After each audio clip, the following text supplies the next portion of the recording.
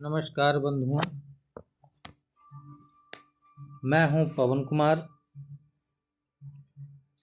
और Trinetra mind channel में आप सभी का स्वागत है।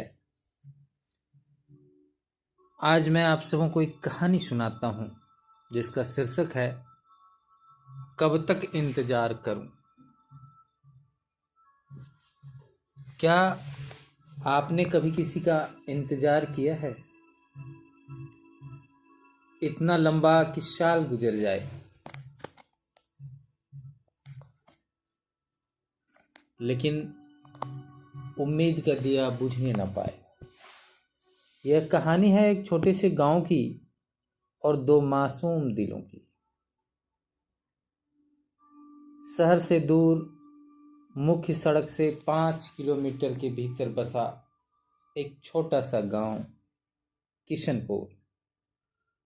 मिट्टी का घर, खपड़ैल की छतें, चारों ओर हरियाली, तालाब, झरने और एक विशाल नदी। वह नदी हर साल बाढ़ लाती है और साथ में डर भी। गांव के सामने एक बड़ा मैदान है। उस मैदान के किनारे खड़ा था एक पुराना बरगद का पेड़।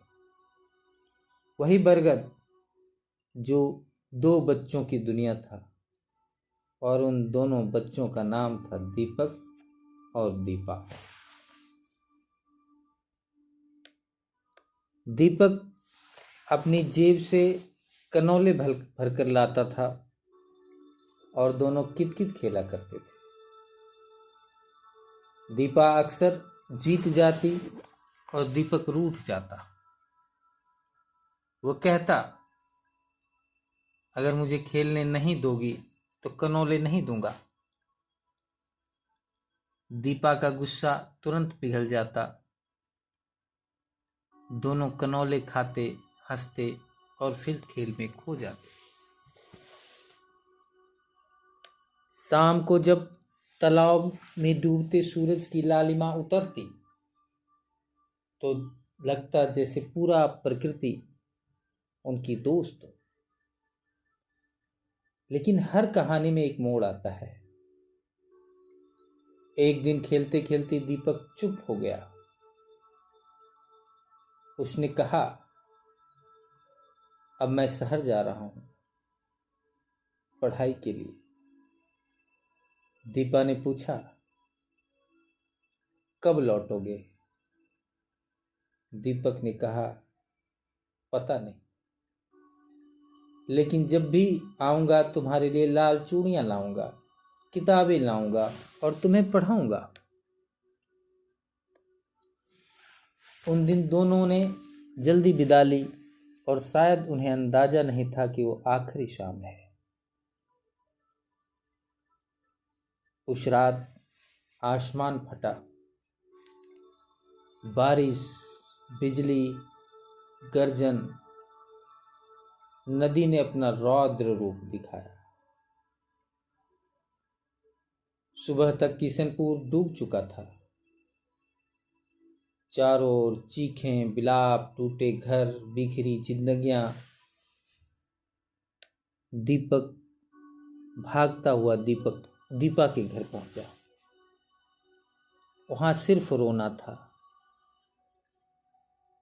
कहा गया दीपा डूब गई, लाश तक नहीं मिली। उस दिन दीपक की उम्र अचानक बढ़ गई। वह रोया, बहुत रोया, लेकिन समय रुकता नहीं।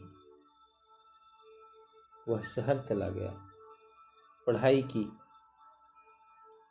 लेकिन उसकी कॉपियों के कोने में हमेशा एक नाम लिखा था, दीपा। साल बीत गए, 10 साल। दीपक अब लेखक बन चुका था। वह कहानियां लिखता, एक लड़की के बारे में, उनके गाल का तिल, उनकी अंगुलियों पे कटे का निशान। उसे कनौले पसंद थे। उनकी हर कहानी में इंतजार था। हर शब्द में अधूरापन, उसकी दर्द से जन्मा उसका उपन्यास।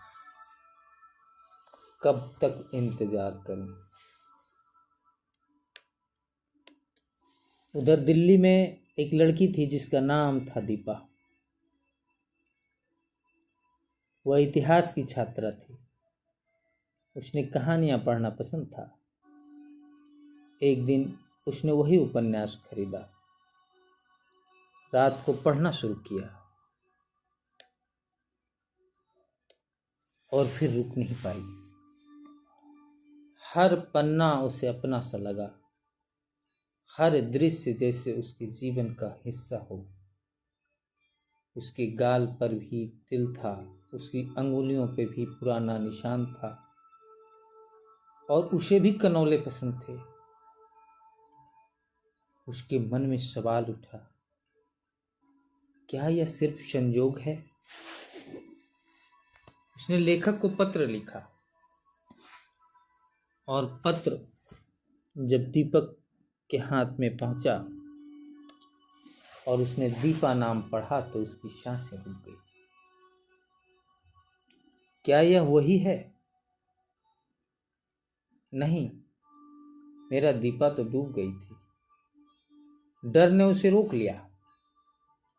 उसने अपना चेहरा छिपा लिया। उधर दीपा का जवाब मिला, लेकिन तस्वीर किसी बूढ़े आदमी की। देकर वो दीपा को पत्र वापस किया। दीपा का दिल टूट गया। समय फिर बीतता गया। एक दिन परिस्थितियों ने ऐसा मोड़ लिया कि दीपक और दीपा आमने सामने खड़े थे। सालों बाद दोनों एक दूसरे को देख रहे थे। पहचान शब्दों से पहले आंखों में आई। दीपक ने धीरे से पूछा, क्या तुम वही दीपा हो? और जवाब में सिर्फ आंसू थे। सालों का इंतजार, दर्द, गलतफहमियां सब एक पल में बह गए। दीपा बोली,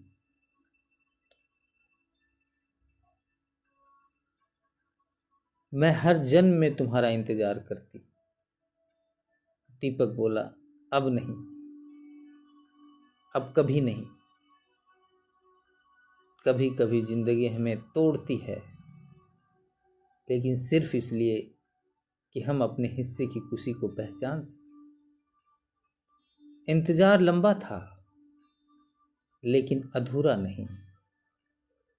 और इस तरह बरगद के पेड़ के नीचे शुरू हुई कहानी फिर से पूरी हुई।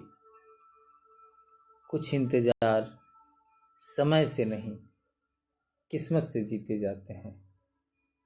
और शायद कहीं और आज भी पूछ रहा हो, कब तक इंतजार करूं। दोस्तों, आज आपको ये कहानी कैसी लगी आप कमेंट करके बताएं। अगर अच्छी लगी हो तो शेयर करें और मुझे बताइए कि आपको क्या इस तरह की कहानियाँ पसंद है। अगर हाँ, तो मैं आपके लिए थंबनेल में आपका नाम देकर एक कहानी बनाऊंगा। आप बताएं शीर्षक क्या रखना चाहेंगे। धन्यवाद।